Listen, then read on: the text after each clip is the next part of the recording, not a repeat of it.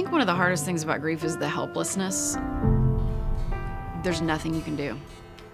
You cannot bring them back. There's no magic wand. There's no spell. How do you function in the world? Especially when it's a parent losing a child. In the face of the absolute worst grief, how does anybody get out of bed and find ways to go on with their life? My name's Dina Gashman, and I'm a contributor to Texas Monthly, and I wrote the piece, Ben Kweller is Playing Through the Pain.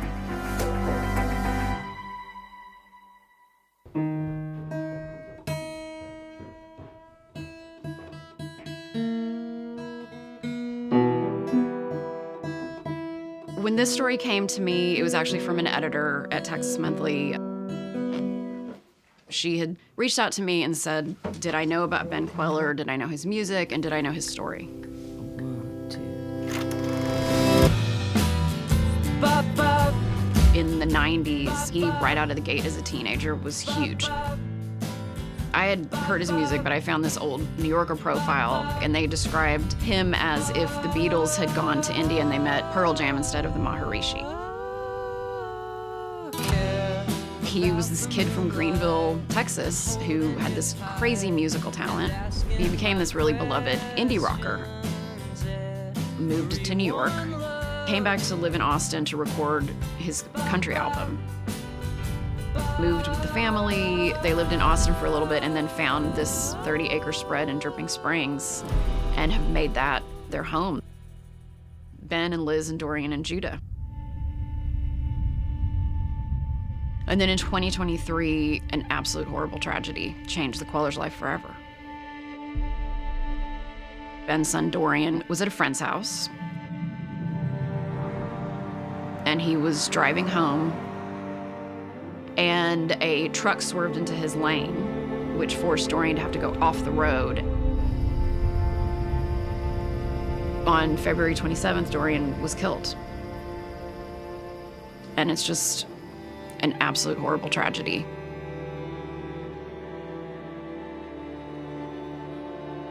I lost my mom in 2017 to cancer, and then my sister Jackie 2 years later to alcoholism.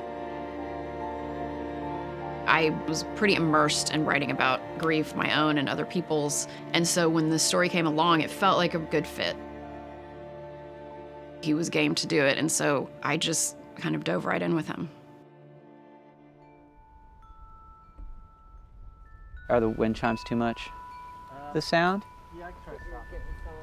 That's just Dorian, bro. I got wind chimes everywhere. People give you wind chimes. That's like a thing, and I love them.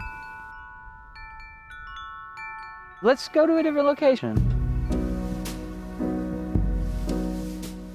Just walking through their home helped me get to know Dorian. Him and his little brother, Judah, they grew up here. I mean, this is their land. He was a skater. There was a picture of him in his high school marching band outfit with his hair in braids. He was such a beast. Dorian was all about just whatever you're passionate about, just do it, you know? It's a house that's very much bathed in music. Ben's childhood piano's in the house. There's instruments everywhere. And so Dorian, growing up with that, was immersed in music. My father, when I was 7, he got his drum set out of the attic and taught me how to play drums. So then when I had Dorian, I was like, obviously we're gonna jam together. And so I got him his first drum set when he was 2. And he was a natural. That's actually how we found out he was right-handed.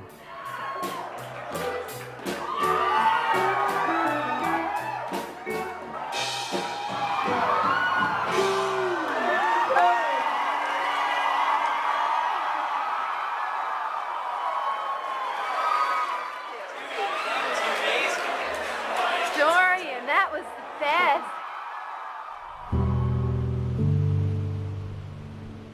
His energy is still all around, and so I have to embrace this new relationship with my son because I want to hold on to him however I can. Dorian's room is the same. I don't think they've changed anything. It's a really special place for them now.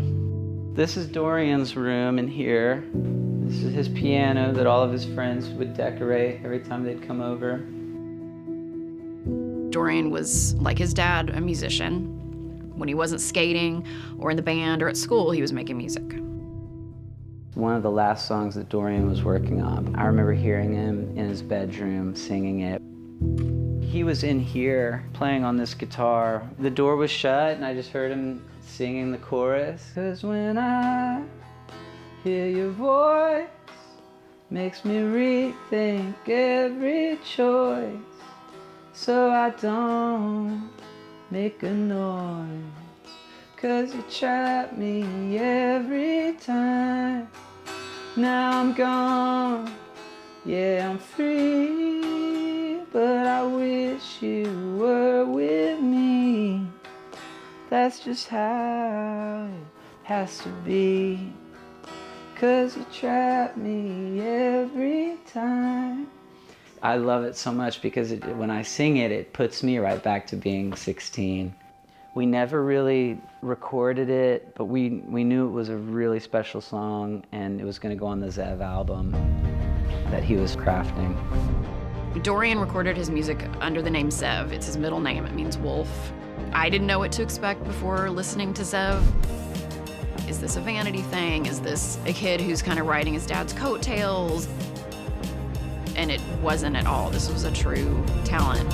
She keeps trying to knock down my door. It's really like the last year of his life that he started releasing songs. He dropped a song like the week before he died. The day he died, we got a call that he was going to be on the cover of the Skate magazine because he was a skater. There was just like so many things happening for him. He was just on the cusp, just about to break out with his music. He was going to go on this tour with his father over the summer and open for his dad. The logistics were in place. They had their venues, everything was set, and then the accident happened. And so he had a decision to make. My first thought was like, well, maybe we have to cancel that. But a week or two later, I had to come back somewhat to reality because there was stuff on the calendar and people's lives that this affected. Rather than canceling, he was going to turn what would have been Dorian's opening act into a tribute. It was just a very physical, visceral thing to experience those shows. Hello! So it wasn't supposed to be me to walk up here right this second. It was going to be Dorian, my son. He was 16. A lot of you in this room knew him and loved him, and he loved you back. And this was going to be his first concert.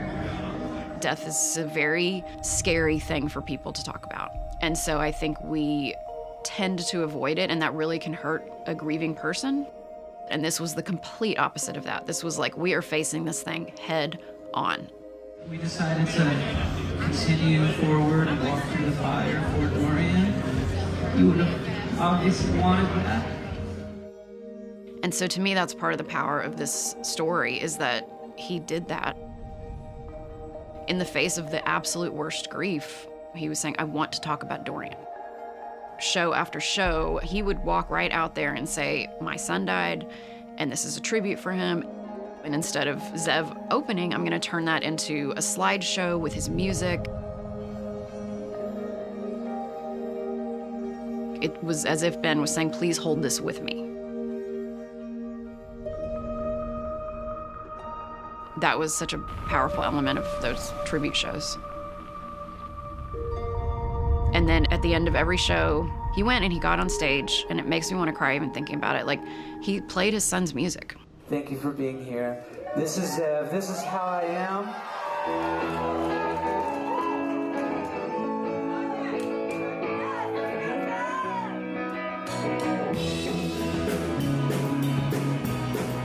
It felt good to play.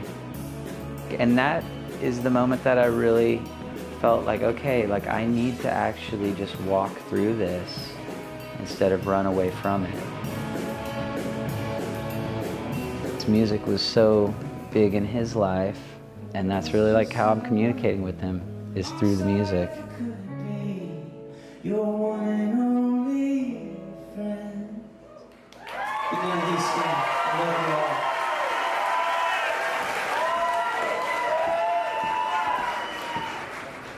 I was at the Scoot Inn show in Austin.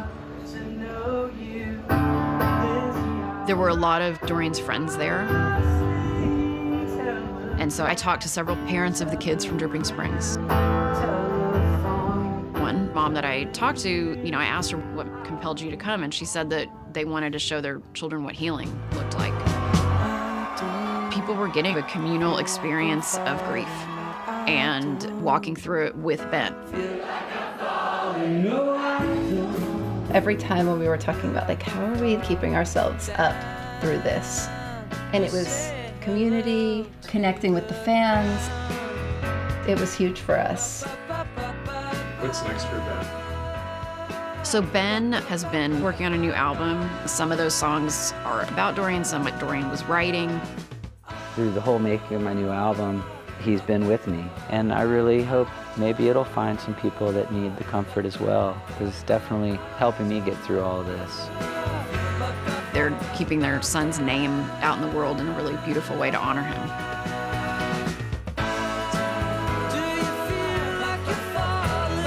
I like a fairy tale ending. And so even amongst all of this horror that's happened and like the greatest loss, like I'm still looking for the light at the end of the tunnel through it. I don't know, that's just my personality. Like I'll never give up on hope or love. 1, 2, 3, yeah!